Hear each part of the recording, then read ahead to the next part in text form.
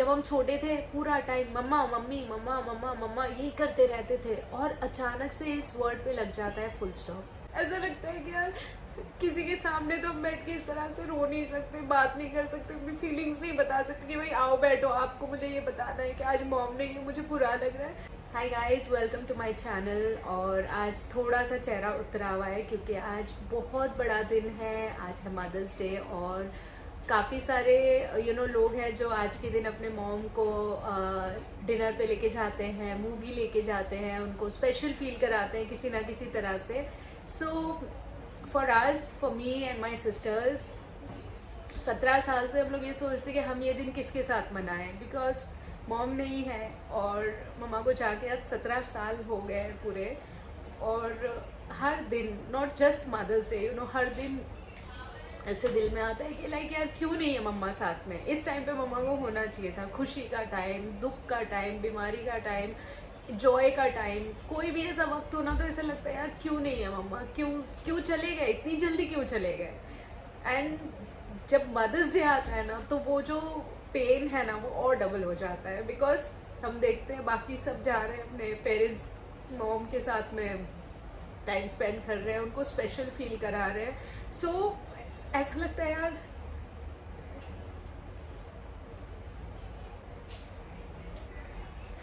हमें भी करना है ये सब, हमको भी अपनी मॉम को बताना है कि हम उनको कितना ज़्यादा प्यार करते हैं, हम उनको कितना ज़्यादा मिस करते हैं। और पता है guys, not just mother's day, जब से मम्मा गए ना तब से हर दिन कुछ ना कुछ टाइम पे ऐसी मम्मा की याद आई जाती है कि लाइक ऐसा लगता है क्यों नहीं है वो हमारे साथ में। और कई बार तो ऐसा होता है ना, प्लीज़ एक बार तो आ जाओ, कम से कम एक बार किसी तरह सामने आ जाओ और हम बता सकें कि लाइक कितना प्यार करते हैं हम लोग आपको, कितना ज़्यादा मिस करते हैं आपको।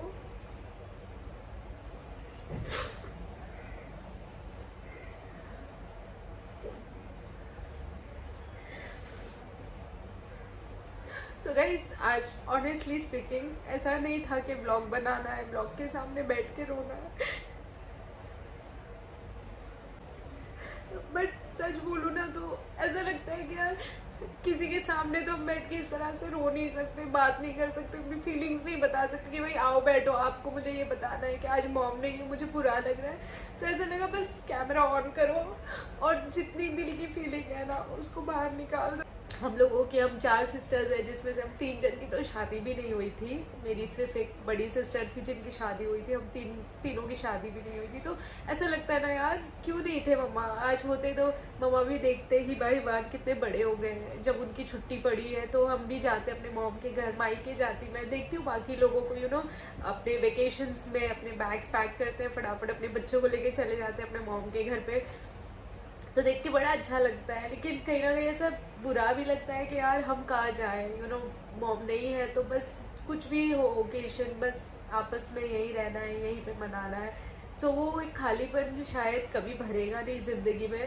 पर मैं बस अपने सिर्फ दिल की फीलिंग्स आज निकालना चाहती थी, बाहर शेयर करना चाहती थी।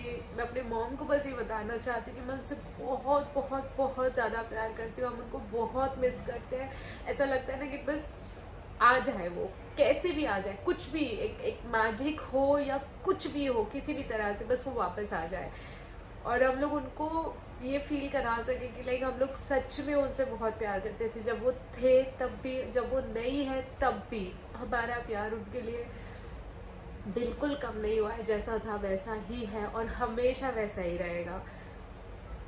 तो गाइस, मुझे एक्चुअली कल तक नहीं मालूम था कि मदर्स डे आने वाला है, क्योंकि नहीं ध्यान में रहता है, इतने सारे काम होते हैं तो ये सब चीज़ों पे ध्यान नहीं आता है। बट कल क्योंकि हिबा आई रात को, उसने मुझे विश किया, देन आई रियलाइज कि ओके कल मदर्स डे है।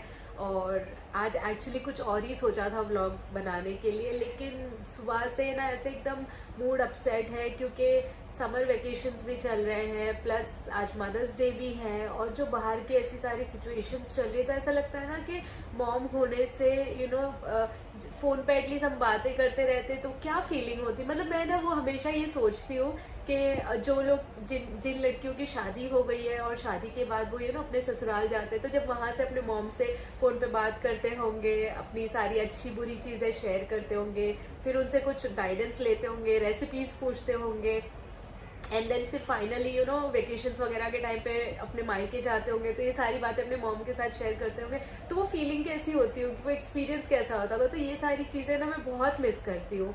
और मैं ना सच में बस एक ही दुआ करती हूँ अल्लाह से कि ना एटलीस्ट मुझे तब तक तो जिंदा रखना जब तक मेरी हिबा बड़ी होती है, उसकी शादी होती है, एटलीस्ट मैं उसको उसके घर जाते हुए देखूँ, और उस जो जो पेन मतलब मैंने सफ़र किया है, मेरी बहनों ने सफ़र किया है ना मॉम के नहीं होने से, वो मेरी हिबा ना सफ़र करे। Because I know as a girl mom का इतनी जल्दी चले जाना कितना टफ होता है। बहुत आपको कोई गाइडेंस नहीं मिलती है, आपको बहुत लाइफ में काफ़ी सारे उतार चढ़ाव आने वाले हैं, शादी होती है, इतने सारे चेंजेस होते हैं, और ये सब चीज़ों में ना सिर्फ और सिर्फ आपकी मॉम हेल्प करती है आपको guys.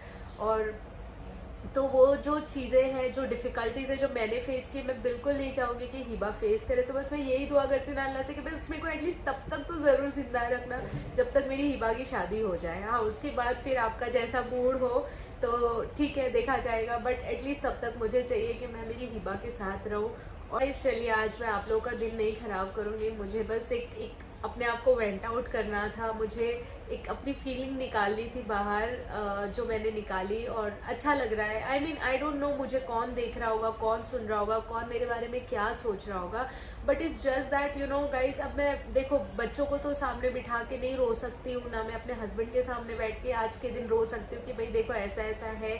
So it's just that I feel this camera, this जिसके सामने मैं बैठी हूँ ना, इसके सामने मैं अपने दिल की सारी बातें रख सकती हूँ। अब इसको दुनिया देख के क्या जज करती है मुझे नहीं पता, but it just makes me feel comfortable. क्योंकि मैं ऑनेस्टली मैं कहूँ ना तो मैं ज़्यादा एक्सट्रोवर्ट नहीं हूँ, मैं ज़्यादा बाहर के लोगों के सामने ना अपनी फीलिंग्स नहीं रख सकती। बहुत कम लोग हैं, बहुत गिने चुने लोग हैं जिनके सामने मैं ना अपने आप को पूरा दिल खोल के मैं बात करती हूँ या अपनी फीलिंग्स शेयर करती हूँ, तो वो बहुत ही कम लोग हैं। तो उसके बाद और उन लोगों के बाद आता है मेरा ये कैमरा, जिसके सामने ना I feel I can just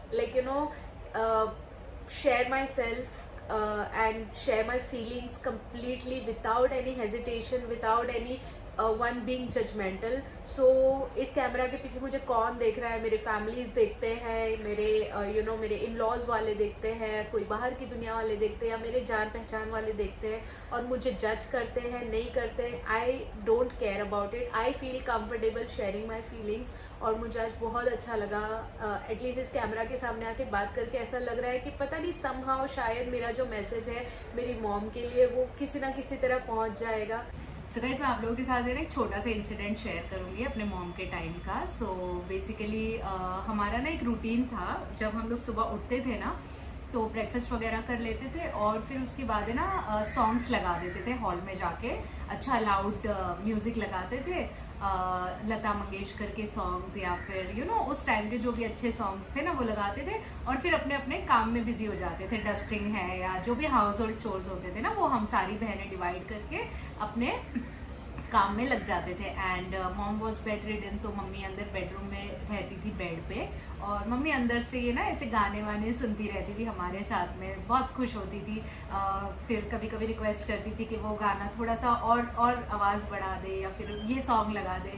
तो ये ना एक कम्युनिकेशन होता था हम लोगों के बीच में, लाइक मम्मी बेड पे है, हम किचन में काम कर रहे हैं, हॉल में काम कर रहे हैं, बट कॉन्स्टेंटली उस सॉन्ग्स के थ्रू हम लोग मम्मा से ऐसे कम्युनिकेट करते रहते थे। सो आई स्टिल रिमेम्बर एक सॉन्ग था क्रिमिनल मूवी का, मनीषा कोइराला जिस मूवी में है उसका एक सॉन्ग था, तो उसमें ना एक फ्रेज था।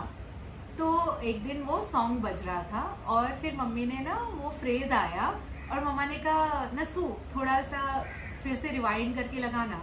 तो आई वाज लाइक ठीक है। तो वो सॉन्ग तो हम सबको पसंद ही था, मम्मा ने कहा वो फिर से रिवाइंड करके लगा, एंड फिर मैंने वो रिवाइंड करके लगाया। तो उस वक्त है ना गाइज, वो सॉन्ग के जो वर्ड्स थे ना वो उस वक्त इतने समझ नहीं आए थे, लेकिन अब जब वो सॉन्ग सुनती हूँ ना ट्रस्ट मी, पहली बात तो मेरी हिम्मत नहीं होती है, वो सॉन्ग मैं आज तक कभी एक लूप में ना पूरा नहीं सुन पाई हूँ मम्मा के जाने के बाद से। और जब जब मम्मा की याद आती है ना, मैं वो सॉन्ग लगाती हूँ, वो सॉन्ग सुनती हूँ, पर मैं उस सॉन्ग को आज तक कभी पूरा नहीं सुन पाई हूँ। वो जो फ्रेज था ना जहाँ पे मम्मा ने बोला था कि इसको फिर से रिवाइंड करके लगा, मैं वहां तक आती हूँ and then I start like you know my tears starts coming out, I start crying, I feel so emotional and मुझे वो बिल्कुल वो टाइम याद आ जाता है। एंड वो जो फ्रेज था ना वो कुछ ऐसा था उस गाने का, चंदा तुझे हो देखने को निकला,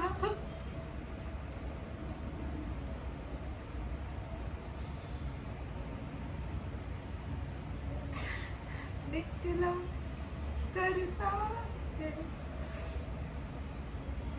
आईना भी हो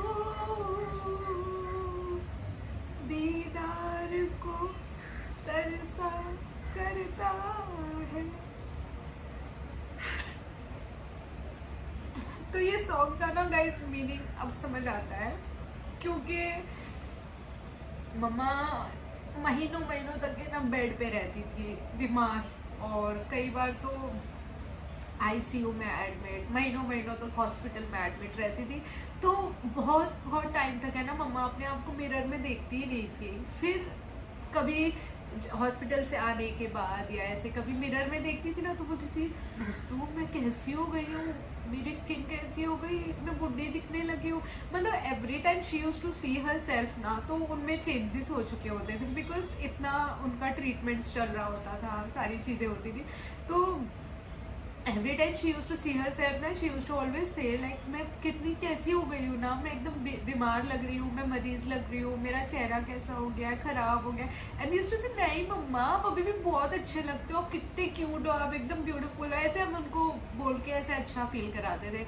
सो ये गाने के जो वर्डिंग्स है ना, अब वो दिल को इतने टच करते हैं, वो इतना फील होता है कि मतलब उस वक्त जो हम सॉन्ग्स ऐसे ही मज़े में सुनते थे अपने काम करते करते, मेरी मॉम हर एक सॉन्ग से अपने आप को कैसे कनेक्ट करती थी और कैसा उनको फील होता होगा उस वक्त। सो वो सब चीज़ें ना गाइस अब रियलाइज़ होती है और बहुत मतलब बहुत याद आती है यार, उनकी बहुत ज़्यादा याद आती है। मतलब मैं सिर्फ अल्लाह से यही दुआ करती हूँ कि अगर फिर से जन्म लूँ, फिर से पैदा हूँ, मुझे वही मॉम मिले, मुझे यही फैमिली मिले, मुझे मेरी यही मॉम मिले। और अगली बार प्लीज़ मुझे बहुत ज़्यादा टाइम देना अपने मॉम के साथ स्पेंड करने के लिए। जितना भी वक्त हमने इस बार मिस किया है ना अपने मॉम के बिना, वो सारा वक्त हमको मिले बाद में। दैट्स बस यही दुआ रहती है, हर नमाज में यही दुआ करती हूँ। सो चलिए गाइस, बस अब आज ज़्यादा कुछ नहीं बोलूँगी।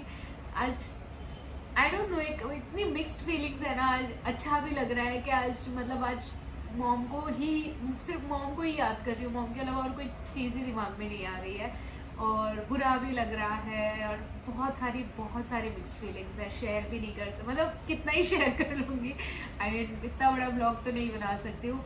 सो ठीक है गाइज, बस दुआ कीजिए मेरे मॉम के लिए, जहाँ भी है वो अच्छे से रहे। और बस क्या ही बोलूँ।